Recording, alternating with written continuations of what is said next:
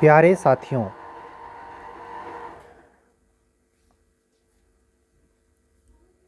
हमारा अभिवादन स्वीकार करिए सभी लोग। उत्तर प्रदेश न्यायिक सेवा जूनियर डिवीज़न प्रारंभिक परीक्षा के लिए जो तैयारी आपने की थी वो सिर्फ प्रारंभिक परीक्षा के लिए ही नहीं है, वो मेंस के लिए भी उपयोगी होती है। आज की वीडियो में इस पर थोड़ा सा फोकस करेंगे। जिन तथ्यों को आपने अंडरलाइन किया है, जिन तथ्यों को आपने बारीकी से प्री में पढ़ा है, वो मेजर पॉइंट जैसे इलस्ट्रेशन के तौर पर कोई दृष्टांत है, कोई लैटिन सूक्ति है, कोई किसी मान लीजिए कॉन्स्टिट्यूशन की दृष्टि से देखें तो बिल्कुल अपडेट कोई केस लॉ है, कोई लैंडमार्क उसमें आर्गुमेंट है। आपके उत्तर को मुख्य परीक्षा में आपके उत्तर को बेहतर करने के लिए इन्हीं सब सूत्रों पर विशेष निगाह आपकी होनी चाहिए। जो भी समय आपके पास कमीशन के द्वारा प्रदत्त है और आपको प्राप्त है, उस समय को आप बहुत ही सिफ़त से, बहुत ही नियंत्रित ढंग से भुनाएं। भुनाएं शब्द उतना बेहतर नहीं है, उपयोग करें। अब इसी मेरे मुख से संयोग से निकले इस शब्द में एक संदेश छिपा है, अगर आप समझ सकें तो समझ जाएं। हमारे मुख से निकला ना कि भुनाएं, तो हिंदी लिटरेचर में जैसे शब्दों के भाव हैं, अर्थ भाव प्रधान हैं, वैसे आप कुछ भी लिख रहे हों, सीपीसी में प्लेंट की बातें लिख रहे हो जो बिल्कुल फैक्ट बेस्ड होती हैं, अर्ज किया जाता है, आप उसमें चीज़ों को एक मांग पत्र के तहत, प्रार्थना पत्र के तहत अर्जी लगाते हैं। अर्जी का क्या है मूल भाव? अर्ज करना। मान लीजिए डाइवोर्स का ही कोई मैटर आपसे कोर्ट में प्लेंट बनाने के लिए आ गया, उसको आप उसके तथ्यों को जो उस आर्टिकल में जो है उसको देखते हुए आप उसको डाइवोर्स का ग्राउंड तैयार करेंगे। स्टोरी से अगर ये पता चलता है कि वो हिंदू मेथोडोलॉजी का है तो हिंदू लॉ, और अगर प्रश्न में ये क्लियर मेंशन है कि परिवार का जो विवाद है वो फैमिली लॉ से, मोहम्मडन कल्चर से जुड़ा है, तो मुस्लिम लॉ। फैमिली लॉ के नाम पर जो मौलिक विधि में आपके दोनों प्रश्न पत्र हैं, आपके दिमाग में एक चीज क्लियर होनी चाहिए कि बिल्कुल उसी अकॉर्डिंग, ऐसा ना रहे कि आपके दिमाग में केवल हिंदू लॉ हावी हो, मोहम्मडन लॉ के प्रति आपके भाव कुछ और हों। भाव की प्रधानता नहीं है, उत्तर में लिखे गए शब्दों से उपजे हुए अर्थों पर आपका अंक निर्भर करेगा। प्रोफेसर वहां आपके भीतर के भाव नहीं देखेगा। तो सीपीसी का मैटर हो, टीपीए का मैटर हो, थर्ड पेपर में रेवेन्यू का कोई मैटर हो, चकबंदी का कोई मैटर हो, सारे पेपर में एक चीज मेजर भूमिका निभाती है, जितनी शुरू में मैंने बताई। कोई थ्योरी, कोई लैटिन सूत्र, किसी ख्यात लब्ध न्यायमूर्ति के विचार, कोड करें इसे, ये कोड सजावट की दृष्टि से नहीं, अभिलेखन नहीं तैयार करना है आपको, उसकी रेलिवेंसी हो। जैसे होता क्या है कि बहुत सारे बच्चे मुख्य परीक्षा में जब लिखने जाते हैं तो वो उपधारणाओं से ग्रसित होते हैं। किसी से सुन रखा है कि केस ला लिखने पे नंबर आता है, केस ला डलबे नहीं किया, तो ऐसे ऐसे व्यक्ति मिलेंगे जो 10-12 केस ला एक उत्तर में, जो 100 शब्द 150 शब्द के हैं, उत्तर से ज़्यादा केस ला होता है। ये सही नहीं है। आपको नियंत्रित चीज़ें लिखनी हैं जो आपकी सुसंगतता को भर दें, उत्तर के पुष्टिकरण के लिए जरूरी हों और उस उत्तर को कई गुना सौष्ठवपूर्ण बना दें, 4 चांद लगा दें। ध्यान रखें, ये 4 चांद लगाने वाला जो शब्द है, इडियम्स है, फ्रेजेस है, ये अपने अपने ढंग से अधिवक्ता बंधु और अधिवक्ता बहन व्याख्यायित कर लेंगे। क्योंकि मैं तो कह रहा हूं 4 चांद लगाना मतलब विशेष करना, और विशेष करना व्यक्ति विशेष की समझ, उसके वातावरण, जिन लोगों के टच में वो रहता है, विधि सीख रहा है, पढ़ रहा है, उनसे आपस में की गई बातों, और अंत में बंद कमरे में अपने द्वारा लिए गए निष्कर्ष पर निर्भर करता है। आप आश्चर्य में पड़ जाएंगे, औसत से बहुत कम बुद्धि क्षमता वाला, बिल्कुल विधि का उसे तथ्यात्मक ज्ञान बड़े स्तर पर नहीं है, विश्लेषण के स्तर पे तो बिल्कुल नील बटे सन्नाटा है वो, लेकिन सिलेक्शन पा जाएगा। अगर उससे कह दीजिए किसी मुद्दे पर, किसी आर्टिकल पर, कॉन्स्टिट्यूशन के किसी आर्टिकल पर उससे कह दीजिए उसके अपने स्वतंत्र विचार क्या हैं, उसकी बत्ती गुल, लेकिन पद पे होगा। अच्छे अच्छे प्रोफेसर्स जुबान से प्रकट करने में हिचक जाते हैं, नहीं कर पाते, लेकिन जब टेस्ट हो रहा होता है, चाहे जुडिशियल ऑफिसर का, चाहे प्रोफेसर बनने का, तो वहां वक्तव्य का टेस्ट नहीं होता, स्मृति का होता है। ध्यान रखें, इसी स्मृति के टेस्ट में सूक्ष्म ढंग से एक और चीज छिपी है। आपके स्मृति के आधार पर लिखे गए शब्दों से उपजे हुए अर्थ के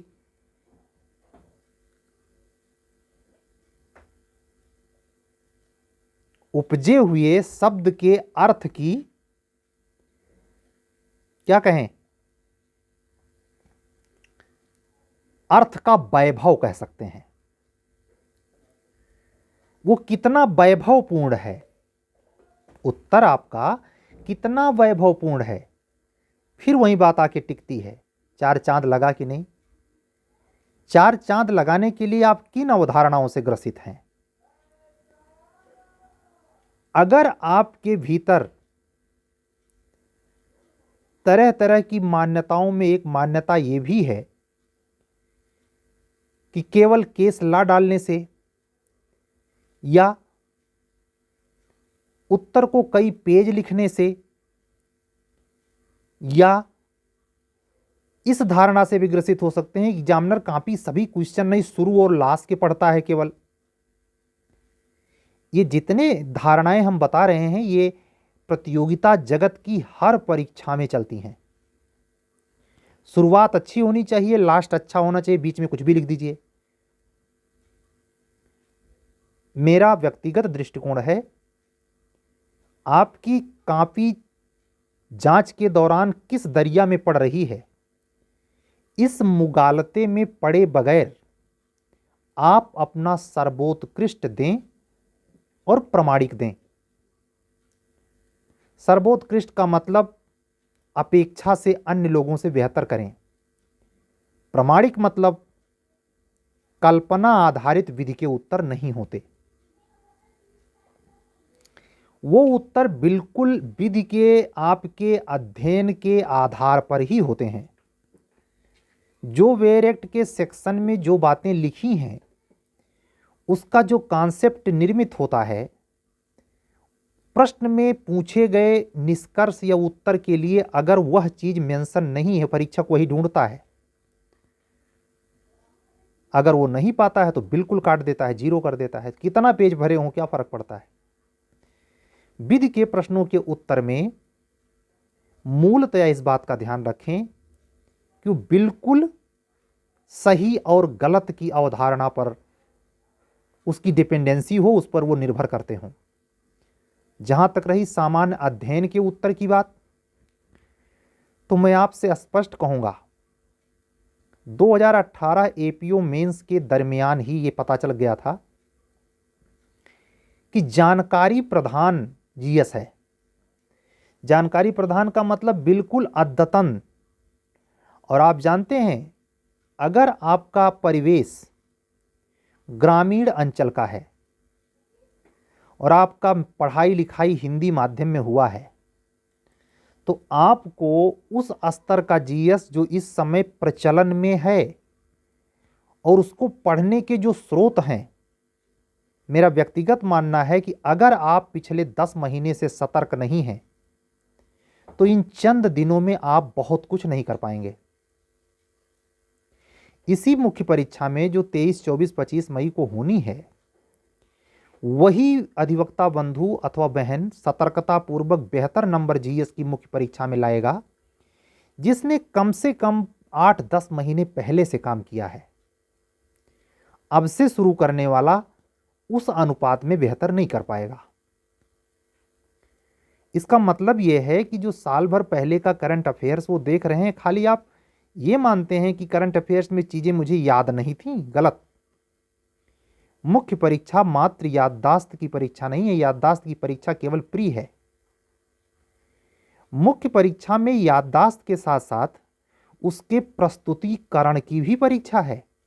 याद तो बहुत कुछ है आपको, जीएस के अनंत टॉपिक हैं। चिकित्सा प्रौद्योगिकी, अर्थव्यवस्था, साइंस टेक, ये वो एरिया हैं जो ज्योग्राफी और इतिहास के इतर इकोलॉजिकल रूप से बहुत ही अल्ट्रा मॉडर्न श्रेणी में है। सामान्य ज्ञान का जो 100 नंबर का पेपर है, क्या उसको आप लैंग्वेज के पेपर से कमतर रखते हैं, या माइंड में ये सेट करके मेंस देने जा रहे हैं कि जीएस में एक औसत अंक मुझे ऑटोमेटिक मिल जाए, बाकी से मैं कवर कर लूंगा? या आप इस मिथ की अवधारणा से ग्रसित हैं कि मेरे पास बिल्कुल समय नहीं है, मैं जीएस को कभी पढ़ा नहीं, संभव नहीं, कोई सोर्स नहीं इत्यादि? या तीसरे प्रकार की इस भी अवधारणा से आप ग्रसित हो सकते हैं कि आप इंग्लिश लैंग्वेज कवर कर लेंगे, इंग्लिश में सारे पेपर देंगे, इंग्लिश लैंग्वेज में ही सारी चीज़ें करेंगे, लेकिन हिंदी के पेपर के प्रति आप औसत या सेम या दोयम दर्जे का व्यवहार करके भी काम चला लेंगे। अगर इनमें से किसी प्रकार के कैटेगरी में आप हैं, संभल जाएं। अंतिम चयन में सारे पेपर में पाए गए औसत से बेहतर अंक का ही वो नतीजा होगा कि आप साक्षात्कार दे पाएंगे। अन्यथा जैसे बहुत सारे बच्चे प्री में ही वह बैग एंड बैगेज वापस होंगे, आपको मेन से वापस होना पड़ेगा। आज के वीडियो में मैं इसी बात पे केंद्रित कर रखा हूं कि मुख्य परीक्षा में लिखते समय 6 प्रश्न पत्र के मौलिक भागों पर सार्वभौमिक दृष्टि आप अपनाते हैं, यह आपकी दृष्टि एक तरफा, एकांगी और बहुत ही धारणाओं से, गलत धारणाओं से ग्रसित है। इसको छांट लें, अभी भी समय है। काम करें इस पर, अभी भी समय है। आराम हराम है अगर देश की आज़ादी के लिए नारा लग सकता है, तो आपको भी अपने लक्ष्य को साधने के लिए आराम हराम खुद से ही कहने में क्या बुरा लगा?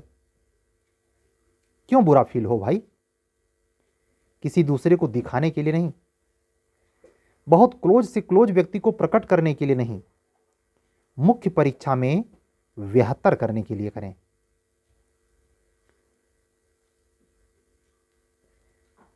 और ये सब कुछ तभी संभव है जब कम से कम बचे हुए इन दिनों में, जब मैं आपको 22 तारीख से बात कर रहा हूँ, 22 फरवरी आज है, बीतने को है 10 मिनट बाद 23 लग जाएगा, 5 दिन इसमें बचेगा। ये बचा हुआ दिन अतिरिक्त दिनचर्या में जाया करने से बचें। हमारे कुछ अधिवक्ता मित्रों का हमारे पास फ़ोन आया है जो प्रैक्टिस करते हैं, कोई जॉब करते हैं, उनकी लाइफ में और साइड में वर्क हैं। मैं आपसे ये कहूँगा कि अब इतना समय बचा है कि आप उस काम को थोड़े दिन के लिए ठंडे बस्ते में डालें, उस जिम्मेदारी से बचने के लिए चाहे मेडिकल लगा दें, कुछ भी करें, अगर आप वास्तव में इसके प्रति दृढ़ इच्छा से भरे हैं, आपका डेडिकेशन अगर है। अन्यथा आया राम गया राम। फिर नेक्स्ट प्री आ ही गई है 2 vacancy, Uttarakhand attorney Haryana, sorry Bihar judiciary, भरिए। हमने ये गलतियां की हैं और मैं ये भी कहूँगा, ये कोई व्यंग्यात्मक लहजे की बात नहीं है, आदमी गलतियां नहीं करता, उसकी मजबूरियां ये गलतियां करवाती हैं, लेकिन कई मामलों में गलतियां करता है। तो मेरी बातें उन लोगों के लिए हैं जो पॉसिबिलिटी होने के बाद अपनी प्रोबेबिलिटी, अपनी प्रायिकता को ना समझते हुए मनमाना आचरण करते हैं, पिछली गलती को से सीखते नहीं, दोहराए चले जाते हैं। उनके लिए आवश्यक है। उत्तर प्रदेश न्यायिक सेवा की मुख्य परीक्षा में जो हिंदी में संक्षेपण है, हल्के में नहीं, हिंदी में जो निबंध है, आपकी कितनी भाषा पे पकड़ है, लिखते कितना है, लिखने की एक्यूरेसी क्या है, ये खुद से ही तय करते हैं या कुछ चंद 2-4 लोगों के टच में हैं जिनकी बातों के असर में आप घिरे रहते हैं? दोनों में से किसी भी प्रकार के हैं, डेंजरस हैं। आपको आंकने का कितना भी क्लोज से क्लोज कोई मेथड हो, इसमें पारदर्शी प्रामाणिकता किसी थर्ड व्यक्ति से ही होनी चाहिए। क्यों? एग्जाम हॉल में कोई जरूरी नहीं कि आपके मोटिव को बल देने वाला माइंड सेट का प्रोफेसर ही कॉपी चेक करे। इसलिए सदैव ध्यान रखें, आप ऐसे टीचर के संसर्ग में हों, इन बातों को कहने का अर्थ कदापि ये न लगाएं कि मैं सारा संकेत की सुई अपनी तरफ घुमा रहा, नहीं। मैं बहुत पहले कह चुका हूं, मेरी हैसियत गुरु की नहीं। स्टूडेंट स्टूडेंट स्टूडेंट, आपका विश्वास, आपका अनुराग हमारे प्रति मात्र आभार का कारक है, इसके अलावा कुछ नहीं। तो हम ये कह रहे थे कि अगर आप अपने कॉपी को चेक करने के लिए जो कुछ भी जानते हैं, हिंदी में ही आप दिनचर्या में या शेड्यूल में, हफ्ते में पर डे अगर शेड्यूल में नहीं कर सकते तो हफ्ते में कुछ दिनों को, कुछ ड्यूरेशन पीरियड को, टाइम को सेट कर लें, काम करें। टॉपिक के चयन में अपनी बुद्धि भी लगाएं, कोचिंग वाले के मात्र भरोसे ना रहें। ध्यान रखें, ये बुद्धि लगाने के पीछे एक पारंपरिक रूप से लंबे समय तक काम करने वाला अनुभव काम करता है। अगर वो आपके पास नहीं है तो आप गलती करेंगे, पता भी नहीं पाएंगे। इसीलिए एक सतर्क गुरु की जरूरत होती है। इस बाजारीकरण के युग में ओरिजिनलिटी और आपके चयन की प्राथमिकता को लिए हुए कोई भी शिक्षक आपको मिले लगभग असंभव सा है। सबके पास वर्डन है। कॉमन सेंस लगाएं, किसी एक टीचर के पास 5 कैंडिडेट से अगर ज़्यादा हैं, सबके प्रति वो इस तरीके का व्यवहार कर ही नहीं सकता, पॉसिबल ही नहीं है। तो ये भी आप सार्वकालिक सच समझते हुए अपनी आवश्यकताओं की आपूर्ति हेतु वो सारे कदम उठाएं जो इस मुख्य परीक्षा के उच्चतम मानक अंकों को दिलाने के लिए अपरिहार्य हैं।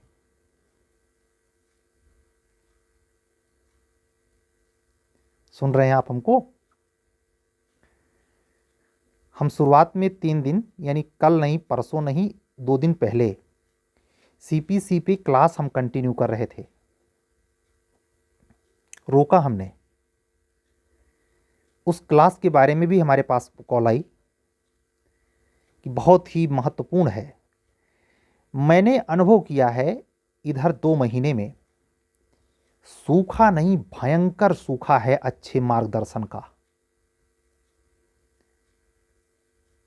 और सच्चे मार्गदर्शन का। इसलिए जो ये मैं टाइम अपने बिजी शेड्यूल से निकाल पाता हूं, उसमें यही शक्ति काम कर रही है। क्या? सूखे से निपटने की आकांक्षा। आप लोगों के अंदर अकेले व्यक्ति नहीं है कि आप ढूंढ रहे हैं, हजारों लाखों लोग सर्च मारते हैं, काम की चीज नहीं मिलती। तो हम आपसे यही कहेंगे, इन बिंदुओं पर सख्ती से अनुपालन करें और काम करें। आप चाहे अभियोजन अधिकारी के लिए जुटे हों, चाहे यूपी के कट ऑफ में बिल्कुल पुअर नंबर पाने के बाद अप्लाई करने जा रहे हों बिहार जुडिशरी, या यूपी जुडिशरी का मेंस लिखने के बाद बिहार जे के लिए आप आहर हों, या काफ़ी एज वाले हों और आपका मन हरियाणा अटॉर्नी भरने को कर रहा है, तो सारे जगह ये बात जो 20 मिनट बोली गई लागू होती है। थोड़ी देर बात करेंगे उसी बाद पत्र को जो आपके परीक्षा में पूछा जाना है, कैसे कंटिन्यू करेंगे। चलिए शुरू करते हैं।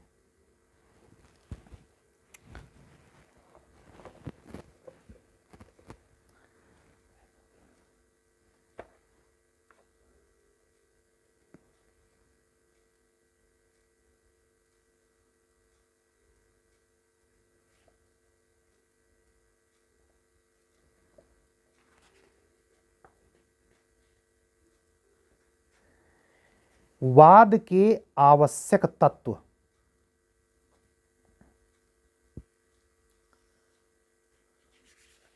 वाद का प्रारंभ वाद पत्र द्वारा होता है। प्रत्येक वाद 2 प्रतियों में न्यायालय को अथवा उसके द्वारा इस निमित्त नियुक्त किसी अधिकारी को वाद पत्र प्रस्तुत करके संस्थित किया जाता है। वाद के लिए निम्नलिखित शर्तों का होना जरूरी है। तो जो प्लेंट आपसे कमीशन लिखवाएगा उसमें इन बातों का जरूर ध्यान रखें। जो 5 बातें मैं आपको पढ़ के सुनाऊंगा, ये 5 बातें पढ़ने के बाद ही कल के वीडियो में यहीं से कंटिन्यू करूंगा और बताऊंगा वाद की रचना, सिविल वाद की रचना कैसे की जाए। पहले इन 5 बातों को ध्यान से सुन लें और आज का ऑडियो और वीडियो यहीं पे मैं बंद करूंगा। ध्यान से सुने। कम से कम एक वादी और एक प्रतिवादी का होना आवश्यक है। वादी या प्रतिवादी एक से अधिक हो सकते हैं, परंतु एक वादी और एक प्रतिवादी होना तो आवश्यक है ही। दूसरा, प्रत्येक वाद में काज ऑफ एक्शन, वाद हेतुक का होना आवश्यक है। वाद हेतुक से तात्पर्य ऐसे तथ्य या तथ्यों से है जो कार्रवाई के अधिकार को उत्पन्न करते हैं, अर्थात इससे तात्पर्य ऐसे तथ्य या तथ्यों से है जिनका अस्तित्व किसी पक्षकार को न्यायालय से रेमेडी प्राप्त करने के लिए हकदार बनाता है। किसी वाद में न्यायालय में निर्णय प्राप्त करने के लिए जिन तथ्यों को सिद्ध करना आवश्यक है, उन सभी को काज ऑफ एक्शन में सम्मिलित किया जाता है। वाद संस्थित करने से पहले वाद हेतुक का होना आवश्यक है और प्रत्येक वाद पत्र में वाद हेतु का उल्लेख आवश्यक है। एक एक बात अंडरलाइन, सावधानी पूर्वक। एक और जरूरी सुझाव, हमारे क्लास पर लाइव वीडियो जो रेगुलर आता है, इस पे आते ही ऑलरेडी आप कॉपी कलम प्लेन पेपर, वैसे ही पेपर जैसे कमीशन में मिलेगा, लेके आप बैठें, जरूरी पॉइंट को नोट कर लें। हालांकि ये वीडियो हमेशा आपके पास अवेलेबल है, लेकिन फिर भी आप इतना सतर्कता बरतें, आपकी काम आएगा। भले ये 20 मिनट का 30 मिनट का वीडियो है। और हाँ, मैं फिर एक बार दोहरा दूं, मैं अपने इस YouTube लिंक पर 10 मिनट, 20 मिनट, 30 मिनट, जरूरी हुआ 40 मिनट, जरूरी हुआ घंटे भर, मेरा पर्पज बिल्कुल बिजनेस नहीं है। मेरा पर्पज बिल्कुल सब्सक्राइबर बढ़वाना नहीं है। मेरा पर्पज बिल्कुल एक ही व्यक्ति हो, लेकिन वो अंतिम दरवाजे से निकलकर सेलेक्ट हो जाए, इसमें है। आपको पता है ना, मैं खुद भी अपना सिलेक्शन खोज रहा हूं, उसी का ट्रायल टेस्ट है। संयोग से आप लोग उसका लाभ पा रहे हैं, बस। तो मेरे किसी भी शुभचिंतक या नजदीकी मित्र को इस बात की चिंता अगर है, तो मैं अपना पक्ष स्पष्ट कर देता हूं कि वो बिल्कुल चिंतित ना हो। हमारा इस पर आने का, बोलने का ध्येय ही कुछ अलग है। आप इसके लिए कतई परेशान ना हो कि सब्सक्राइबर बढ़ जाएंगे और उससे इनकम हो जाएगी। नो, बिल्कुल साफ शब्दों में कह रहा हूं, फिर आज कहना पड़ेगा और कह दूंगा, कह ही देता हूं, मुझे भीड़ बिल्कुल पसंद नहीं है। भीड़ के विपरीत आचरण करने के लिए बचपन से आदी हूं और उसी के नक्शे कदम पे चलता जा रहा हूं। भीड़ की नुमाइंदगी मुझे पसंद नहीं है। क्वालिटी से भरा व्यक्ति होना चाहिए, ज्ञान से भरा व्यक्ति होना चाहिए और समर्पित भाव से सीखने वाला व्यक्ति होना चाहिए। बस इतना पर्याप्त है। वर्तमान में जितने आप लोगों ने स्नेह दिए, उतने बहुत मेरे चाहने से अरबों गुना आगे निकल गया है भाई। मैं तो 40-50 की भी उम्मीद नहीं कर रहा था। बस ये 2 मिनट की बात इसलिए किया, चिंतित ना हो, मेरा इरादा ही कुछ और है। धीरे धीरे साफ समझ में आ जाएगा, ठीक है। दूसरी बात, फैक्ट एंड इशू पे हम बात कर रहे थे। किसी बात में न्यायालय से निर्णय प्राप्त करने के लिए जिन तथ्यों को सिद्ध करना आवश्यक है, उन सभी को काज ऑफ एक्शंस में सम्मिलित किया जाता है। वाद संस्थित करने से पूर्व वाद हेतुक का होना जरूरी है और प्रत्येक वाद पत्र में वाद हेतुक का उल्लेख जरूरी है। ये मेजर लाइन अंडरलाइन कर लें। यह उल्लेखनीय है कि वाद हेतुक में साक्ष्य का कोई भाग सम्मिलित नहीं होता। एक वाद में न्यायालय ने मत व्यक्त किया कि वाद हेतुक का अर्थ ऐसे तथ्यों से है जिसके आधार पर न्यायालय से निर्णय प्राप्त करने हों, उन्हें अपने समर्थन में सिद्ध करना आवश्यक है, तभी तो हो पाएगा। प्रूफ तो करना पड़ेगा अपने पक्ष में। वाद हेतुक उत्पन्न होने के स्थान पर वाद संस्थित किया जाता है। आप सीपीसी का सेक्शन 19, 20, 21 आप पढ़ें ध्यान से, तो पूरा जोर कहाँ है, वाद हेतुक कहाँ हुआ। और हैं समानांतर इसके और चीज़ें हैं, लेकिन आपने पढ़ा होगा, मैं केवल आपको याद दिला रहा हूं कि उसमें मूल में जो चीज़ घुसी पड़ी है वो क्या है, वाद हेतुक कहाँ उत्पन्न होगा। जूरिसडिक्शन या केस लॉ को फाइल करने का वो सबसे मेजर प्लेस है, सबसे स्पष्ट है। तो उसको कह रहा है कि वाद हेतुक उत्पन्न होने के स्थान पर वाद संस्थित किया जाता है। वाद हेतुक पूर्णतः हो सकता है, अंशतः उत्पन्न होता है, वहां वाद संस्थित किया जा सकता है। जहां अंशतः उत्पन्न हुआ वहां भी। सेक्शन नंबर सीपीसी का आप याद रखें। तीसरी बात जो जरूरी है, प्रत्येक वाद में विषय वस्तु का होना आवश्यक है। अक्सर इस मामले पर सीपीसी के मसले हाई कोर्ट में हों या जिला कचहरी में हों, किसी कोर्ट में हो, सिविल मैटर में, इस पे सबसे ज़्यादा प्लेंट रिजेक्ट होती है। क्या? प्रत्येक वाद में विषय वस्तु, यानी विषय वस्तु ही नहीं मैटर करती। जिस चीज को आप मांग कर रहे हैं वो विषय वस्तु ही नहीं अलाउ कर रही, प्लेंट रिजेक्ट होगा। आगे देखें, वाद में अधिकार अथवा संपत्ति जिसका दावा किया गया है उसका भी उल्लेख आवश्यक है। वाद की विषय वस्तु सब्जेक्ट मैटर के संबंध में पक्षकारों के अधिकारों पर न्यायालय अपना निर्णय देता है और इस कारण वाद में विषय वस्तु का होना अत्यंत आवश्यक है। और चौथी बात, वाद पत्र में जिस अनुतोष का दावा किया गया है उसका स्पष्ट उल्लेख होना चाहिए। बाद में इस अनुतोष के लिए आप इशारे पढ़ेंगे तब भी आप सीपीसी में दसियों जगह ऐसा पाएंगे। मैं क्रिमिनल की बात नहीं कर रहा, चूंकि जो प्लेंट की बात कर रहा हूं ये सिविल सूट के परिप्रेक्ष्य में कर रहा हूं। उसकी भी बारी आएगी, उसकी भी बारी आएगी, इसी के बाद उसका नंबर आ जाएगा। जजमेंट पे भी बात करूंगा। ये जो लाइव वीडियो है ये हो सकता है दसियों दिन चले, 15 दिन चले, क्योंकि ये 25 नंबर का क्वेश्चन जिसके लिए पूरा ले दिल्ली से लेके गुजरात तक और ले जम्मू कश्मीर से कन्याकुमारी तक ला के फील्ड में ऐसा मतलब वायुमंडल बनाया गया है कि जैसे लगता है कि इसको पढ़ने वाला किसी मतलब तीसरे चौथे लोक का आदमी होगा। मैं शुरू में स्पष्ट शब्दों में कह चुका हूं, 15-20 दिन रेगुलर अगर आपने हमारे वीडियो को कवर किया, एहसास हो जाएगा इसके कितना सरल विधि का कोई पक्ष नहीं है। जानबूझकर नहीं बोल रहा। आपकी यूपी जुडिशरी में जो प्लेंट लिखना है, आरोप पत्र जो बनाना है, या आप क्रिमिनल मैटर में जजमेंट या सिविल मैटर में जजमेंट लिखना चाहते हैं, तो उसको सीखने के लिए पहली शर्त है सटीक नॉलेज। चौथी बात को भी हम ध्यान दिला दें, जो आखिरी बात आज की थी उसमें चौथी बात को हाँ वही आखिरी बात थी, चार बातों को, कि आप उसमें जो अनुतोष चाहते हैं उसका वर्णन जरूर करें, अन्यथा प्लेंट रिजेक्ट होगी।